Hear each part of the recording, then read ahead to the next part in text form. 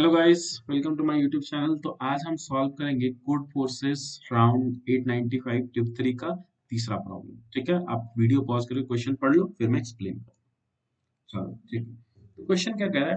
Question ये कह रहा है कि हमारे पास दो इंटीजर्स होंगे एल और आर। ठीक है ना, हमारे पास दो इंटीजर्स होंगे एल और आर, और हमें क्या करना है, हमें दो पॉजिटिव इंटीजर्स ए बी निकालना है। ठीक है, जरूरी नहीं है कि वो डिस्टिंक्ट ही हो, हम ए सेम ही ले सकते हैं, ए और बी मेरा सेम हो सकता है। ठीक है, कंडीशन क्या है कि जो ए और बी का सम है वो एल से बड़ा होना चाहिए और आर से छोटा होना चाहिए, और जीसीडी दोनों का equal not equal to one होना चाहिए। ठीक है ना, क्वेश्चन एकदम सिंपल सा है। ठीक है, तो अब देखो सबसे पहली चीज कि क्या बोला है कि GCD not equal to one होना चाहिए। तो अगर एक हम कॉमन सा ऑब्जर्वेशन देखें अपना, तो हमारा कॉमन सा ऑब्जर्वेशन क्या होता है कि अगर कोई भी दो नंबर इवन है, इसको मैं हटा दूं,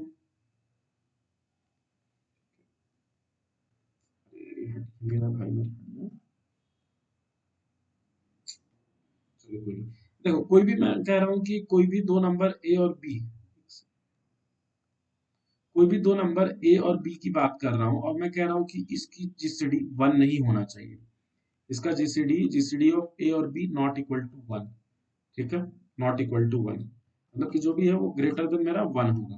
तो ग्रेटर देन वन हम क्या कर सकते हैं? अब देखो, कोई भी अगर दो इवन नंबर ले लेना, कि मेरा ए भी इवन है, बी भी इवन है, तो इसका मतलब क्या है कि जो जीसीडी है वो मिनिमम कितना होगा, वो टू होगा या तो उससे बड़ा होगा। ठीक है ना, तो क्वेश्चन मेरा आधा तो रिड्यूस यही हो जाता है कि अगर मेरे पास कोई दो इवन नंबर्स हो, ठीक है ना, दो इवन नंबर्स जिसका सम मेरा greater than equal to l हो। ठीक है ना, या वैसे ही लिखते हैं जैसे क्वेश्चन में लिखा हुआ है। मान लेते हैं कि ए और बी जब सेलेक्ट किए, तो इसका सम मेरा एल से बड़ा हो और आर से छोटा हो, यही निकालना है। तो मैं बेसिकली अगर देखो एक गिवन नंबर टू ले लूं, और अगर दूसरा एल माइनस टू ले लूं, या कोई भी दूसरा, मैं मान लेता हूँ कि अभी के लिए के लेते हैं, एल माइनस टू नहीं लेते। ठीक है, दूसरा हम के ले लिया, के भी मेरा इवन है, तो इसका सम कितना होगा? इसका सम होगा के प्लस टू।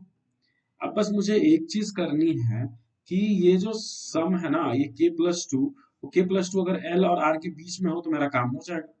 ठीक है, तो अब ऐसे देखते हैं कि अगर अगर मेरा एल मान लो कि इवन है, ठीक है ना, एल मेरा इवन ही है। ठीक है, और अभी केस कंसिडर कर रहे हैं कि एल मेरा ग्रेटर देन टू होगा ना हमेशा। ठीक है, एल मेरा ग्रेटर देन टू होगा, मैं बताऊंगा क्यों कर रहा हूँ।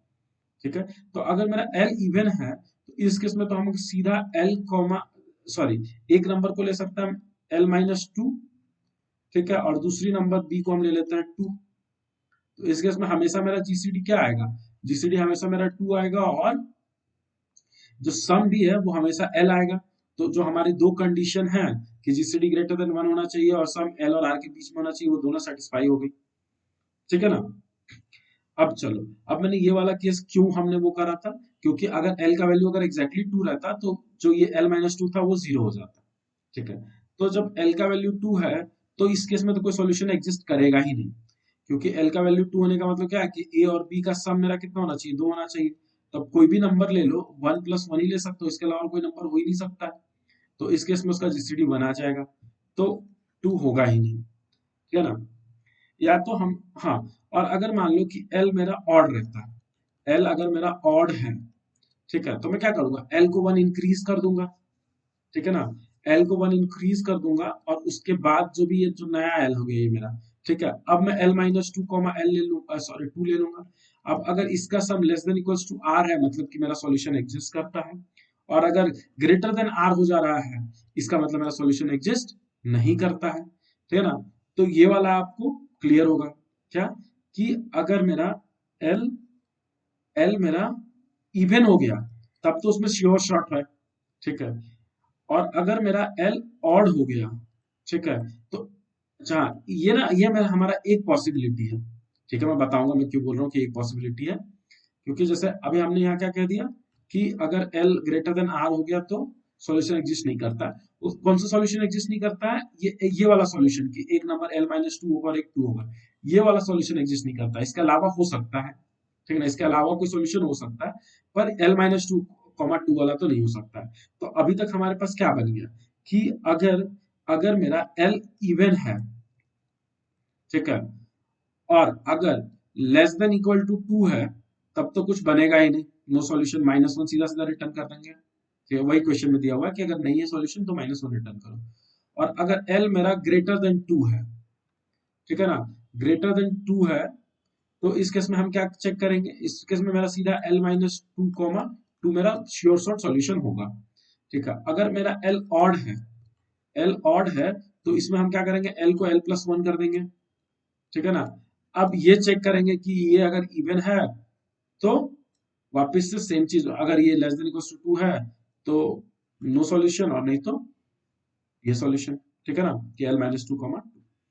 ठीक है, तो ये तो यहां तक क्लियर हो गया। पर अगर मान लो कि L मेरा ऑड है, ठीक है, और L देखो, अगर L और R के बीच में अगर एक भी नंबर हुआ L+1, L+1 मेरा इवन हो जाएगा और मेरा सॉल्यूशन एग्जिस्ट कर जाएगा। ठीक है ना, क्योंकि हम कोई भी नंबर चूज कर सकते थे ना L से R के बीच में, कि A प्लस बी का सम R L से R के बीच में होना चाहिए, तो हम L+1 के लिए चूज कर लेंगे, और उसके समय मेरा L+1 - 2 और 2 मेरा सॉल्यूशन हो जाएगा। ठीक है ना, तो इस केस में तो एग्जिस्ट कर रहा है। तो एक केस क्या बच गया कि अगर L और R इक्वल हो और L ऑड हो, तो इस केस में जो ये हम L-2 वाला फॉर्मूला है वो तो मेरा चलेगा नहीं। तो इस केस में हम क्या करेंगे कि L के हम मल्टीपल्स देखेंगे। ठीक है, अगर देखो L मेरा प्राइम नंबर है, L मेरा प्राइम नंबर है, तो किसी और नंबर में तो इसको ब्रेक कर सकते हैं क्या, ऐसा समझो। तो यहाँ पे मेरा आइडिया क्या है कि मान लो कि L का कोई भी एक फैक्टर होगा, मान लेते हैं D। ठीक है, तो हम D इंटू एन टाइम्स लिख सकते हैं इक्वल्स टू L। ठीक है ना, ध्यान सुनना, मैं कह रहा हूँ कि एक फैक्टर है, एक डिविजर है D, तो हम D इंटू एन टाइम्स क्या लिख सकते हैं, L लिख सकते हैं। और अगर मेरा n मेरा अगर ग्रेटर देन 1 है, n ग्रेटर देन 1 है, तो मैं एक नंबर क्या लिख सकता हूँ कि एक नंबर में d ले लिया, और जो b है वो क्या लिख सकता हूँ मैं, d इंटू n-1। अब देखो इन दोनों का जीसीडी क्या हो जाएगा, जीसीडी a और b का अभी क्या हो जाएगा, d हो जाएगा, मिनिमम तो d होगा ही ना, d ही होगा, सॉरी, इसमें a d है ना, क्योंकि d दोनों में था, और n मेरा ग्रेटर देन 1 है, मतलब कि ये वाला ग्रेटर देन 1 होगा। और इन दोनों का सम लोगे, इन दोनों का सम लोगे तो क्या आ जाएगा, nd।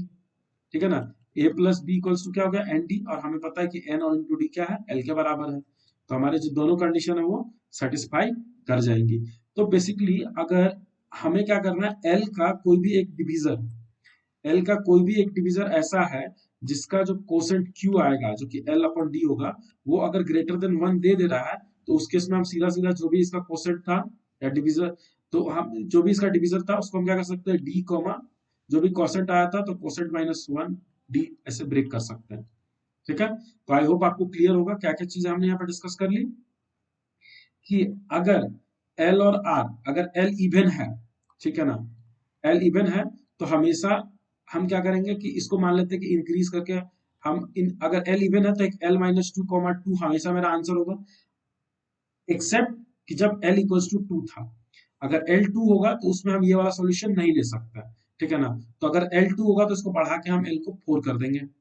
ठीक है ना, और फिर चेक कर लेंगे कि एक नंबर तो L-2 हो गया और एक 2 हो गया, इन दोनों का sum less than equals to R होना चाहिए, अगर है तो मेरा सॉल्यूशन एग्जिस्ट कर रहा है, नहीं तो -1।